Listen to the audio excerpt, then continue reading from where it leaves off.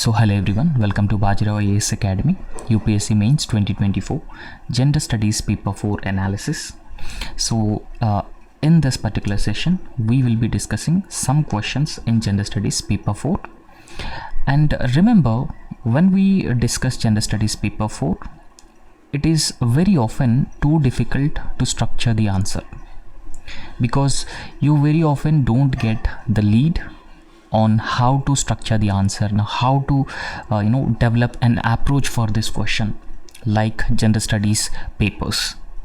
So therefore it is a very important to understand the essence of the question, because you need to address the essence of this particular question, and only then you can score very good marks. And also understand in recent times the nature of Gender Studies Paper 4, particularly ethics questions, became too lengthy. And too lengthy questions, but you need to write just 150 word answers. So in this context, it becomes very difficult and challenging to frame an answer with just 150 words. By these discussions, we will try to understand, and we will also try to develop a basic framework, an approach on how to develop a particular answer despite a lengthy question, how to understand the essence of the question. And also remember, this is very important paper in all gender studies papers, because in mains examination this is one of the paper in which you can score very good marks. So appropriate and decent and fair amount of knowledge in this particular paper is very important in your preparation, right? Without any further delay, let's get into the discussion. And these are quote based questions that we are going to discuss today, right? So every year UPSC also asks questions from the quotes as well, and you need to interpret the quotes and you need to write what you have understood from these quotes. So that's how you need to write answers for these questions. The question is, given below are three quotations of great thinkers. So we all knew that there are some thinkers, scholars, philosopher. So they gave different quotes and you need to interpret the quote. You need to write what have you understood by this quote and what does this quote mean for you in the present context. So the directive word is, what do each of these quotations convey to you in the present context? So that is what the crux or the directive word of this question. And the first quote is given by Swami Vivekananda.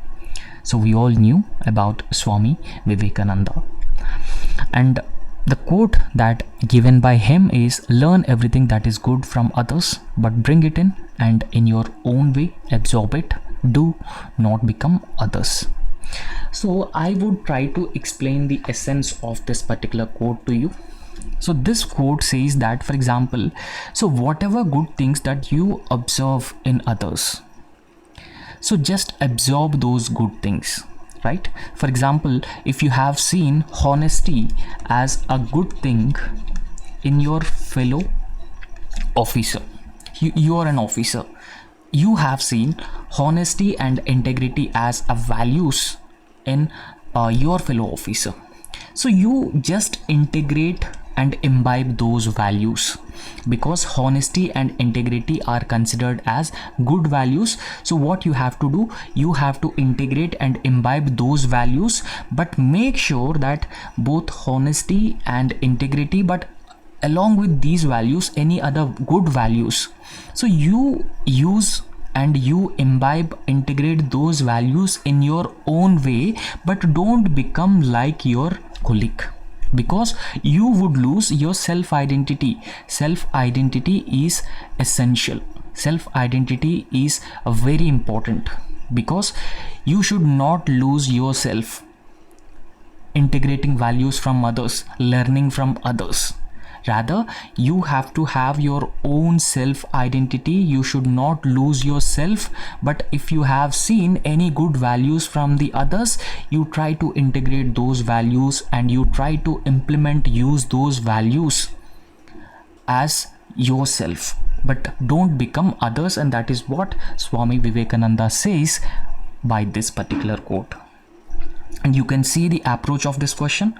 So you just briefly explain the quote. So what does it mean for you, right? So in the introduction you briefly explain this, and then you need to discuss the importance of self-identity. Now, why self-identity is very important, why should not lose yourself despite the fact that you are integrating, you are imbibing certain values from others. And you should also mention certain challenges which are associated with maintaining self-identity. And ultimately you need to conclude this answer by stressing on maintaining an individual identity. So not losing the self, not losing yourself. So in the introduction, so what you need to write in the introduction? So this particular quote from Vivekananda, Swami Vivekananda. So in the introduction you just write whatever I have mentioned, right? So whatever I have told you while interpreting this particular quote, you just mention that in the introduction itself. That would be enough. So in the introduction it has been saying that this quote encapsulates the essence and the importance of balancing the personal growth. So we need to maintain the balance with personal growth. So how can we achieve the personal growth? So we can achieve the personal growth by learning from others, imbibing or integrating good things or good values from the others. So we can do this from balancing the personal growth along with maintaining the self-identity.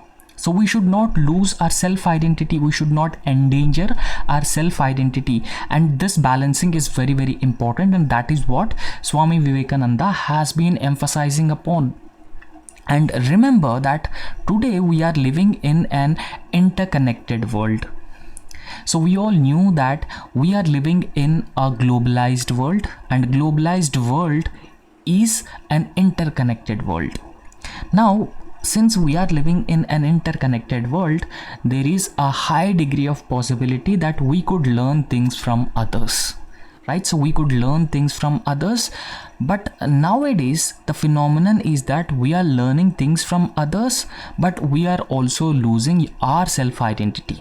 We are also losing or endangering ourselves as well because of the high degree of interconnected world. So in this context, this quote is very, very important, that we need to maintain our self-identity along with learning things, learning good things from others, and that is a very important for authentic growth and development, right? So that's how you can write the introduction. So introduction should actually encapsulates the overall idea and the essence of the quote, and in the body part of the answer you can explain things in a very, very detailed manner. So next you have to discuss importance of self-identity and personal growth, right? So just discuss the importance of self-identity and personal growth.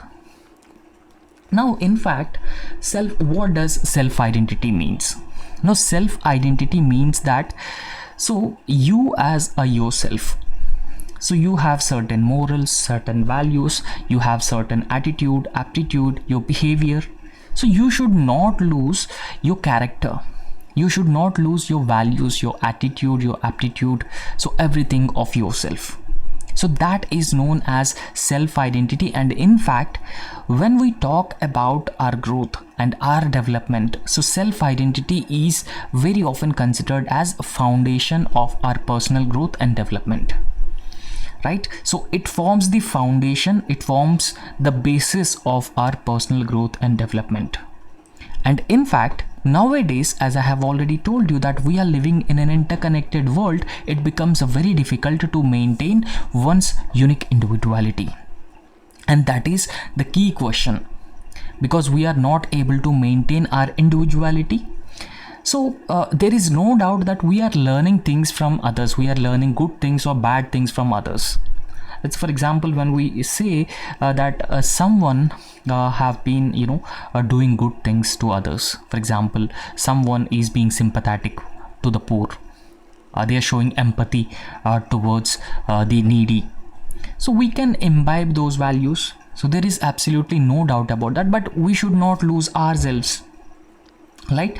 So while learning from others, so this allows, when we learn something from others, so that allows the absorption of diverse set of knowledge, right? So it helps us understand, learn good things from others. For example, imagine that one person became successful, right? So one person became successful, so we'll try to integrate those values, to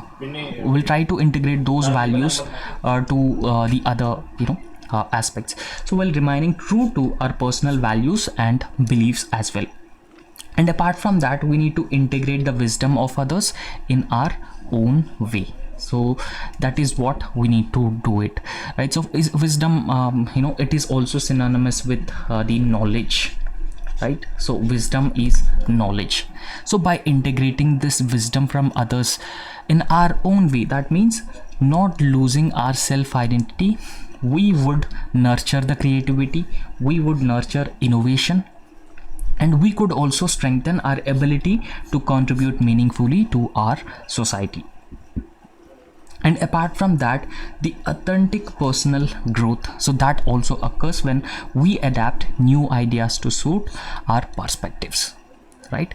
So one thing that we need to understand here is that, so authentic personal growth, is in the sense that we have our own identity, right? So we have our own individuality with our own values. So when we enrich those values, so when we are not imitating others, rather whatever values we have, we are trying to grow and develop those values and also absorb from the others, the good values of others.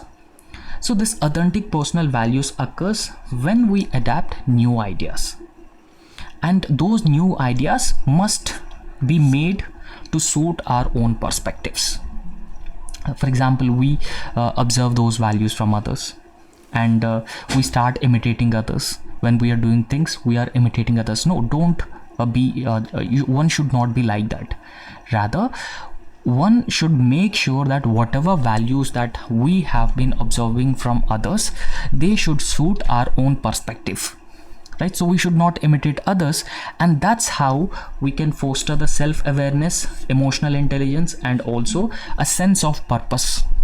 So everyone have their own purpose, a sense of purpose, and the objectivity, emotional intelligence, and self-awareness. So all these things can be done by not losing the self-identity while learning things from others. However, in contemporary times, in present context, there are various challenges for maintaining self-identity. So it is not easy to maintain social self-identity in the age of social media, right? So there are a lot of external influences, and these external influences have been posing a lot of challenges for maintaining self-identity, and one such challenge is the social media influencers. So we could say that this is one of, and there are a lot of such things which makes it difficult to maintain our self-identity. Nowadays, in a world saturated with information and a constant comparison which is fueled by social media, there is also a risk of losing individuality by conforming to social norms and also mimicking the other's success. Okay, because see, one thing that we need to understand, that nowadays there is a lot of information available out there. Okay, so a lot of information, and a huge information, and also, in recent times, constant comparisons are being made by the family itself, your friends, and the society, the larger society. So comparisons are being made with one person with the other person. So there is a tendency that you should start comparing yourself with the other person, and when you are comparing with other person, there is a higher degree of probability that you would lose yourself, and that should not take place, right? So you should not lose yourself, your individuality, your self-identity by conforming to the social norms or by mimicking others' success. You should have your own way of doing things, and that is very important of maintaining the self identity, not losing your individuality. And this can also lead to lack of authenticity, right? So a self doubt, because when you are start mimicking others, when you are start following others, losing your self identity would lead to lack of authenticity. So you would, over a period of time, you would also get this self doubt that whatever I'm doing, is it correct or not? So when you start following others, there is also a possibility that you may not follow them fully. So if you have seen another motivator or another influencer, so you would get immediately influenced towards that particular person. So you would not have a stable mindset, and you would develop the self-doubt, and it would also lead to diminished self-worth. So therefore, in this context, striking a balance between adopting valuable knowledge, so that's how Swami Vivekananda has been emphasizing that there should be a proper balance between adopting valuable knowledge, the ideas, the values, the good values from others, and also maintaining the core principles of yours requires certain aspects such as critical thinking is the need of the hour, self-reflection, and also courage to uphold one's own path in the face of external pressures. So all these things are very important, they are essential, right? So they could actually ensure that your self-identity is maintained while ensuring that the values you imbibe, you integrate yourself with certain important and others values. So this is a very this comes very close to what Gandhi has said about the Indian values versus Western values, right? So you should not open your you should open the windows of your house but not the door to the Western values. So what does it mean?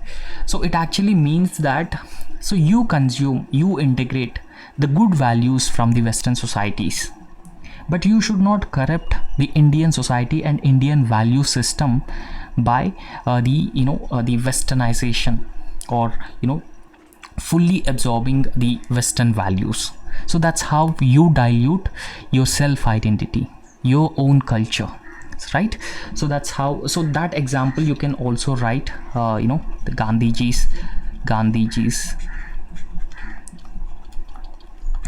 Gandhiji's views on westernization of Indian society. So you can write this as an example. So not just this example, so whatever example that you feel it is relevant, it is very close to the demand of the question, and it is very close to these arguments that we have been discussing, you can mention them. So I hope you have got the essence of this particular question. So ultimately, in conclusion, so the ethical philosophy of interconnected individuality teaches us. Now what does this interconnected individuality actually means? So we have been maintaining our self-identity, core identity, but not losing the identity of others.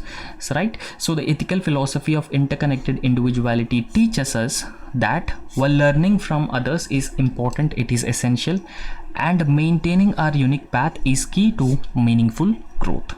Now in this balance, personal fulfillment and societal contribution coexist harmoniously, and that is very important thing that we should not neglect. So that's how you can write a brief conclusion in this answer, and remember that this is just a 150 word answer, so therefore you can briefly write, and make sure that you don't write any irrelevant content in the answer.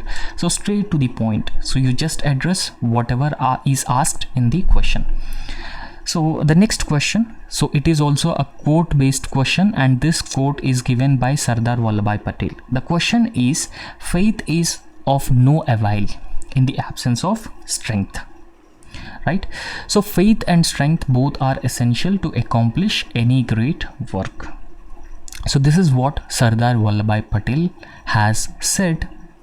So this essentially means that faith and strength are very important values, and if you wanted to achieve anything, both faith and strength are needed in combination. So you cannot do anything if you have faith alone, so and vice versa also, which means you cannot do anything, you cannot achieve any great success if you have strength but if you don't have faith, and you can also do nothing if you have faith alone but you have no strength to do it. But a combination of both faith and strength, so both are essential, both are important to accomplish any great work. And what should be the approach of this question? So again, the quote, you just have to briefly explain this quote in the introduction and then discuss the limitations of both faith and strength in the body part of the answer, because you need to write why faith alone is not essential, and then why strength alone is not essential to achieve great success, and then write the combination of faith and strength and its potential in achieving good things, and ultimately you need to conclude the answer by stressing on the relevance of a combination of both, right? So that's how you can simplify the answer. So that's how you can divide the answer into number of component parts. So in the introduction, what you should write? So faith without action is dead. Okay, so that essentially means that simply having a faith is not enough. Simply having a faith of doing things is not enough, but faith along with the action is very important, very essential to achieve great things. So that is what actually it means, right? So because why faith alone is not important? So no doubt that faith results in, when we talk about faith, so faith in oneself, faith about doing great things, so no doubt it could provide a vision to one, and it also act as a moral compass as well, right? So it can act as a moral compass and it also provides vision. But without strength we cannot do anything. But on the other hand, when we talk about the strength, what is the importance of strength? Because strength provides us the capacity which is necessary and which is important, and along with the capacity it also provides us resilience to withstand the failures. It is very important to withstand the failures, withstand the setbacks that one endure or one faces on during their journey. So therefore strength provides capacity, strength also provides resilience, and faith provides a vision and a moral compass, and combination of both these two values is very important to achieve great success. Unless you have both faith and strength, you cannot achieve great things, right? So it would result in great success. Okay, so only through a combination of both, so one can achieve significant success, or significant achievements can be realized through the combination of these two values. Now we'll look into the certain limitations of both faith and strength. Now what are the limitations of faith and strength? So first and foremost, we'll try to understand the limitations of a faith. So faith is belief in oneself, right? So faith, so I hope you knew about this. Faith essentially means that the belief in oneself that I can do things right? So faith without having a strength can lead to a passive action, right? So it can lead to a passive action without any goal or objective, right? So any goal end objective is very, very important. So you have belief but you don't have the strength, so that would lead to just a passive action. For example, imagine that students ready to prepare for the civil services examination, they have a huge faith that they wanted to see themselves as IAS officers, IPS officers. But if they don't have strength, so they don't work hard, they just waste time. And that is also very you may have come across the word procrastination, right? So when they don't have strength but only have faith to become something, so they just procrastinate, and that leads to the passive action. Okay, so because just having belief will not produce results. So example can be a person who is who is having all the awareness about the climate change. So he believed in the climate action, but he's not doing anything to mitigate the climate change, to mitigate the negative impact of the climate change, right? So this can be the best example. You can write such examples in each part of this answer. And in fact, having excessive faith in oneself, so that can also lead to the over reliance on the external forces, instead of oneself. So if you have strength in yourself, you can rely more on yourself instead of relying more on external forces. So external forces are very often unreliable. You cannot depend more, or you cannot depend completely on the external forces. Without taking an action depending on the external forces is not good for a conducive action. And apart from that, so when you have possessed a belief only, a faith alone, without any progress, that can also result in despair with no tangible outcomes. There will be no tangible outcome. So that would result in no tangible outcome when you have faith alone or belief alone. And after that, you need to write certain limitations of strength. Okay, certain limitations of strength. So when we talk about the certain limitations of strength, so strength also have certain limitations. Now you cannot achieve things in when you look at both faith and strength individually. For example, when we talk about the limitations of strength, so yes, so it will not provide us any long-term vision. So there will be no vision, and it will provide no moral compass to us. So moral compass is very important. A vision is very important. Looking at things from a long-term perspective. So you need to look at things from the longer term perspectives instead of shorter term perspectives. You need to have long term goals rather than the short term goals. So everything can be done through looking at or having the value of faith, right? So uncontrolled strength without the moral compass can harm others, right? So the Watergate scandal can be an example.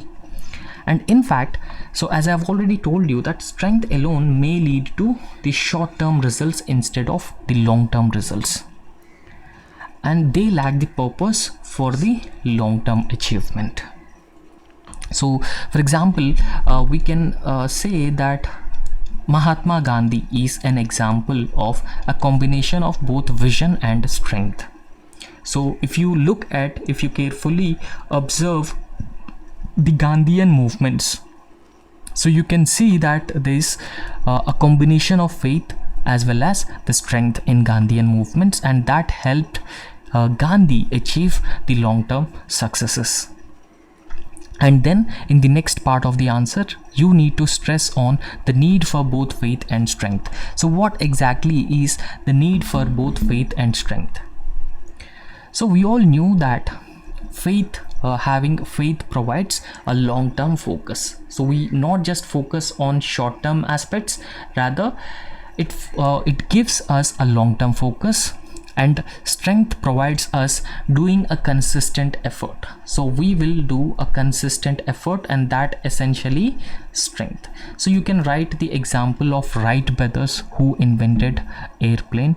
So Wright brothers had both faith in human flight and also strength to overcome the multiple failures to invent the airplane. So you can also write the example of Thomas Alva Edison, right? So Thomas Alva Edison, you can also write him as an example, who invented bulb and who failed multiple times to invent bulb, and he had both faith and strength in himself.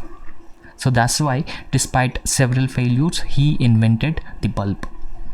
So next, so faith and strength can help provide a moral compass to individual.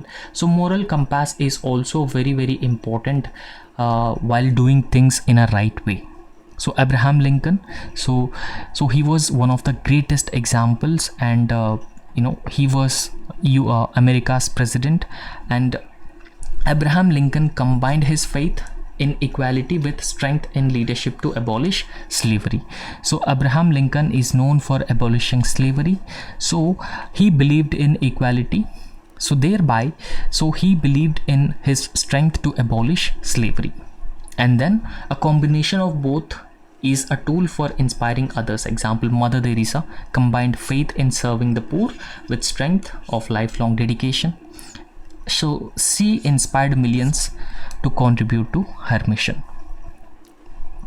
And in fact, so endurance in hard times is difficult, but both combination of strength and faith will ensure us to endure in hard and difficult times. For example, Malala Yousafzai, so she was shot dead by the local militant group, because that militant group don't allow a woman to be educated, women to be sent to schools. So despite such setbacks, she became an epitome of girls' education, right? So she lived and she survived, and she became the epitome of girls' education thereafter, right? So therefore, one can endure in hard and difficult times if they have the right faith and also strength. And you can write the example of Malala Yousafzai here. So ultimately, in the conclusion of this answer, so faith and strength, when isolated, are limited in their ability to achieve lasting success. So you cannot achieve a long-term success. So if you look at faith and the strength individually, right? So a combination of both is very important. So in fact, together they form a powerful combination that drives both personal as well as the collective achievements. So that is the conclusion of the answer. So I hope you have understood the essence and the demand of this particular question. And next we'll proceed on to the next important question. So Immanuel Kant. So he is also a very popular, a prominent thinker of medieval Europe. So according to Immanuel Kant, in law a man is guilty when he violates the rights of others, right? So in law a man is guilty when he violates the rights of others, but in ethics he is guilty if he only thinks of doing so. So that is what Immanuel Kant has held. So I will try to interpret this quote in a very detailed manner. So we have laws, legislations, and we also have the constitution, right? So we have law and we have constitution. Now imagine two things, right? So now, according to law, if a person steal, I would say that killing a person,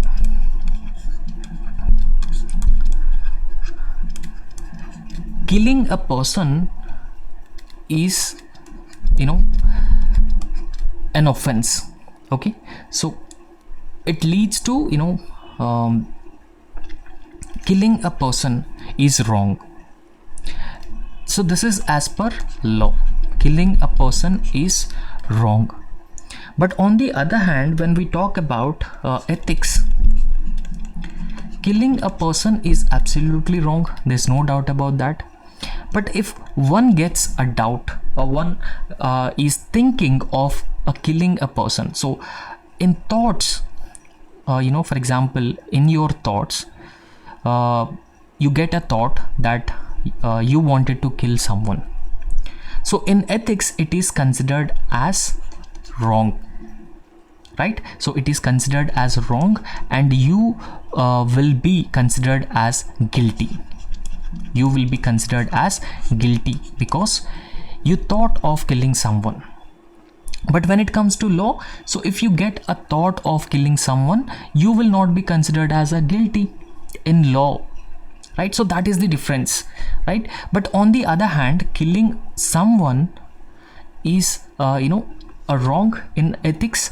But if you get a thought of killing someone, then also it is considered as wrong, and you will be considered as a person who is guilty.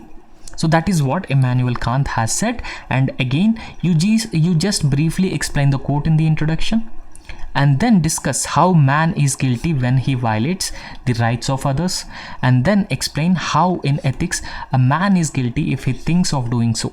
So explain this with relevant examples as well, and ultimately you need to conclude the answer by stressing on the importance of both ethical values in making the decisions, right? So in the introduction, what you need to write in the introduction. So a law which was made by a nation, right? So for example, imagine that India is a sovereign nation. So India is a sovereign nation. So India is a nation state. So since we are a sovereign nation, so we have laws, and we also have our own constitution. To run our country, we have laws and the constitution, and the country is run as per as on the basis of these laws and the constitution, right? So constitution and laws are an entity to govern in the way it expects. And in fact, when we talk about the ethics, so ethics deals with the subjective moral consciousness of individual, right? So they deal with the moral principles, the moral consciousness of individual at the societal level, right? So later one means ethics denotes subjectivity, which includes actions as well as thoughts. Now ethics includes both actions as well as thoughts as well. So if you are thinking of killing someone, so you will be considered as morally corrupt, right? So you are known as morally corrupt individual. So if you are thinking of doing malpractice in the examination, to pass an examination, so you will be considered as morally corrupt. Even if you think of doing this, you will be considered as morally corrupt, right? So that is the essence of ethics, and that is the difference between laws, constitution and ethics. And in fact, the above quote that was given by Immanuel Kant makes a distinction between ethics and law, right? So he makes a distinction between ethics and law. So firstly, laws are externally enforced upon a society, right? They can also deter the potential crime. So laws don't look into the inner self or the thoughts of individuals. So, and I think it is very difficult to prove when it comes to a person, whether a person is guilty or not. So laws are externally enforced upon society, and they also deter a potential crime. On the other hand, ethics serve as a guide to individual conscience, because an individual very well know his inner self, right? So in ethics, on the other hand, to serve as a guide to individual conscience by enabling people to separate right from wrong. So they can be able to separate right from wrong at the individual level. And even thoughts can also lead to actions.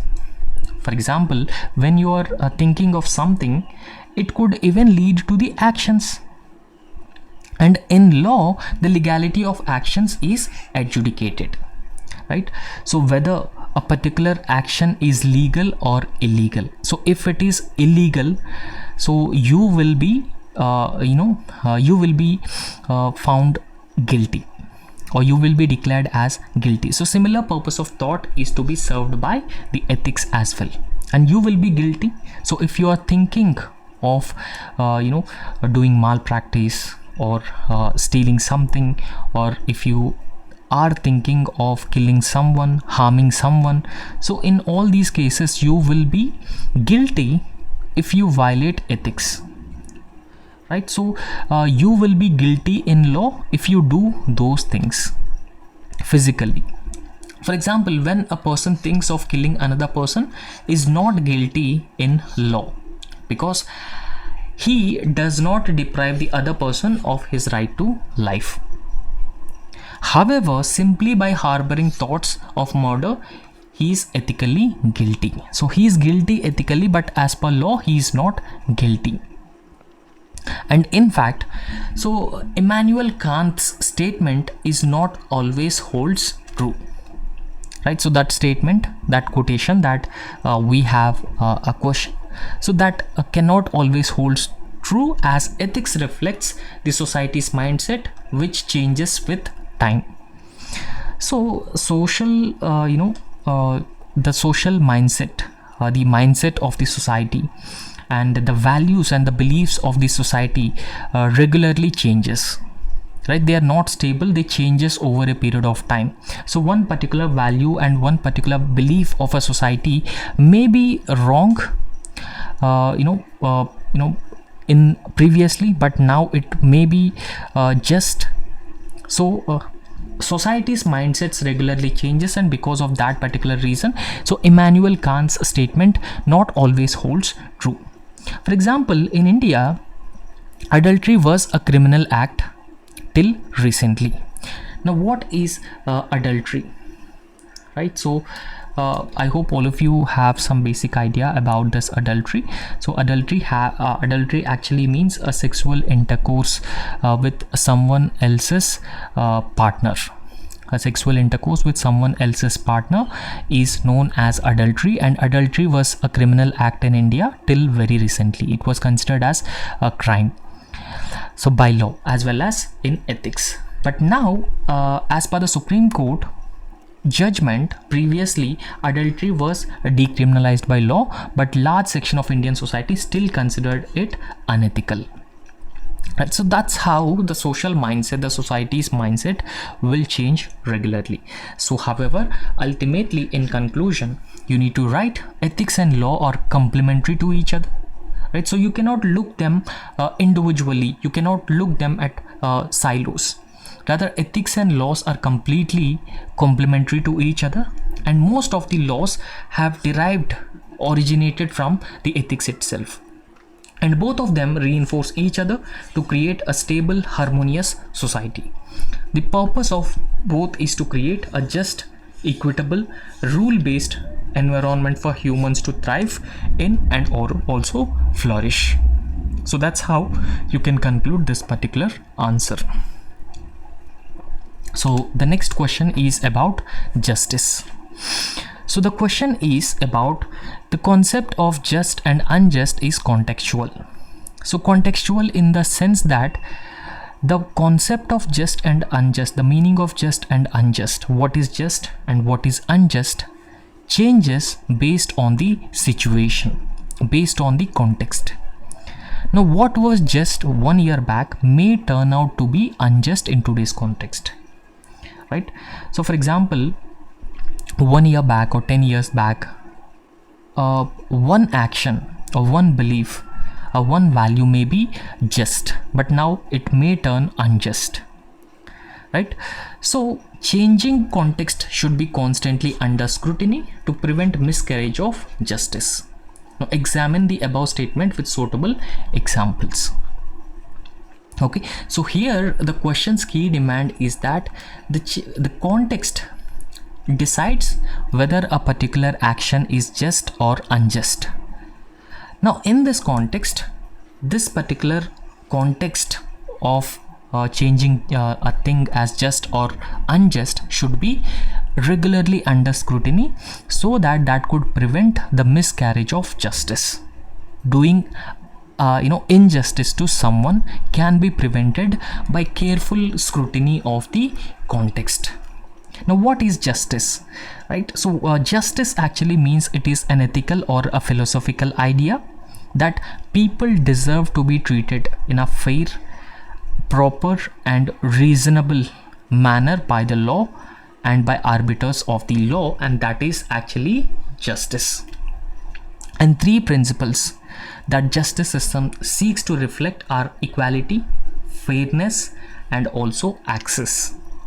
Okay, so as of now there are no universal principles by which justice or injustice can be defined, other than the way in which the government has made its laws. Now what should be the approach of this particular question? So first you need to briefly explain the quote in the introduction, and then how the concept of just and unjust has varied temporally, and discuss adapting to changing context to prevent miscarriage of justice, and ultimately you need to conclude the answer by stressing on a continuous revaluation of justice system.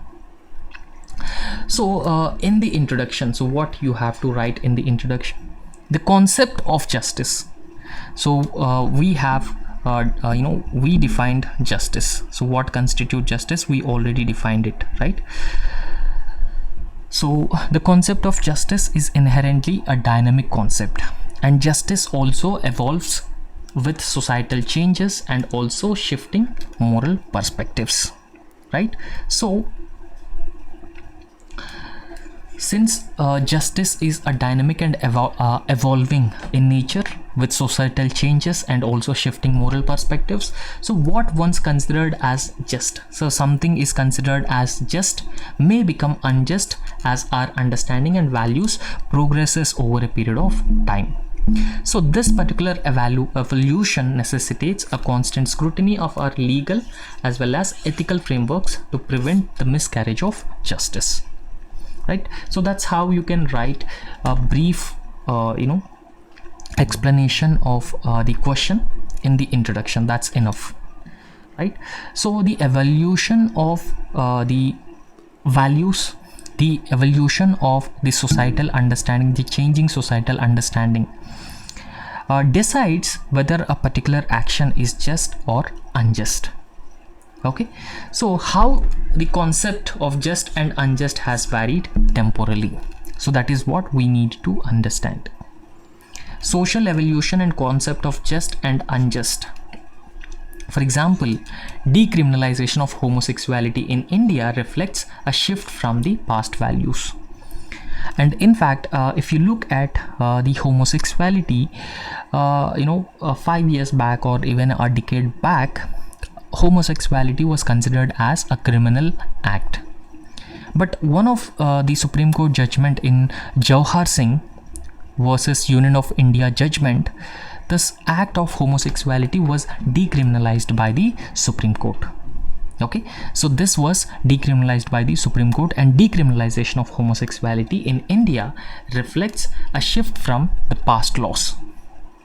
And in fact, this criminalization was once considered as just by the society, but decriminalization is a shift to a new understanding of personal freedoms and also the human dignity as well.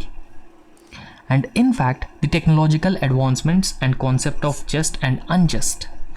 So for example, the society and the judiciary is against the surveillance state because it violates Article 21, right? Article 21, particularly the right to privacy.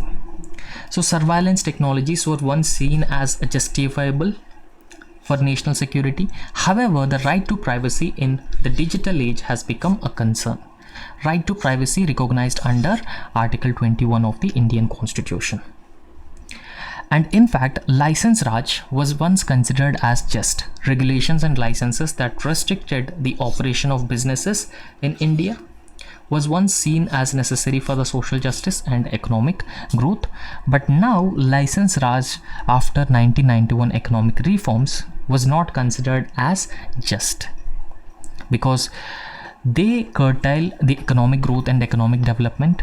They are hurdle, or they are now considered as a roadblock for the foreign investment, ease of doing business, and a conducive business environment, right? So later this business Raj, this permit Raj, the license Raj system was seen as an ineffective system that hindered the economic growth. Right. So economic liberalization reforms of 1991, after 1991 economic reforms, so this license Raj was seen as a hurdle to promote competition, efficiency, and a growth. So this license Raj was removed to promote, or it was removed as a solution to promote competition, efficiency, and growth, and then adapting to changing contexts to prevent miscarriage of justice. Right. So in this context, recognizing the right to privacy by the Supreme Court in Puttaswamy judgment way back in the year 2017. So in the year 2017, in Puttaswamy judgment, the Supreme Court has recognized that right to privacy is a fundamental right.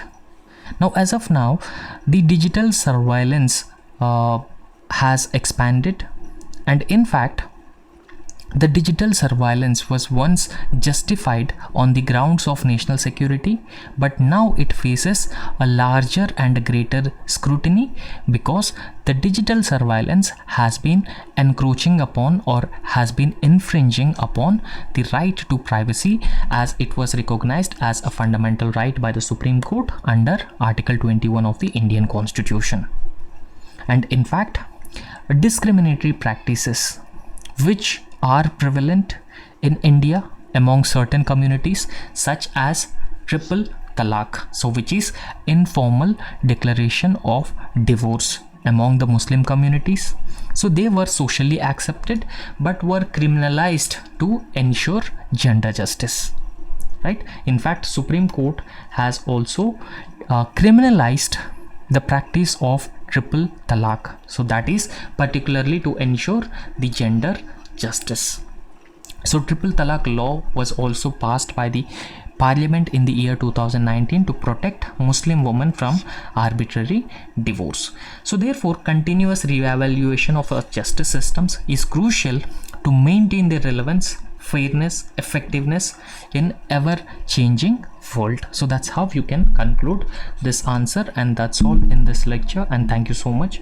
So if you like our work, please subscribe our YouTube channel and also hit the like button. Thank you.